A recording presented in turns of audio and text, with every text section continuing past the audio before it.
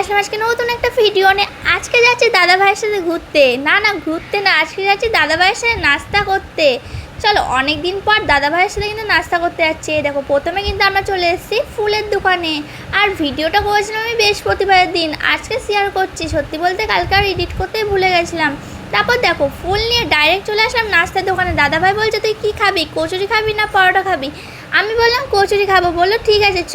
অনেক ওই দোকান থেকে কিন্তু খুব সুন্দর কচুরি বানায়, তাই ওই দোকানে কিন্তু আমরা চলে গেছি। আমি একটু দূরে হলেও কী হবে, কিন্তু সুন্দর খাবারটা। একটু ভালো জিনিস পেতে গেলে তো একটু কষ্ট করতে হবেই। তার জন্য কিন্তু ঝটপট আমরা নিয়ে নিলাম ওখান থেকে কচুরি। আর তারপর কিন্তু এখন যাচ্ছি বাড়ি এসে দেখো কত সুন্দর ঠাকুর গাছকে আমি পুজো দিয়েছি। কেমন লেগেছে আমার পুজোটা অবশ্যই কমেন্ট করে জানাবে। আমি জানো তো বৃহস্পতিবারে আলপনা দিতে খুব ভালোবাসি, কিন্তু আলপনা আমি দিইনি।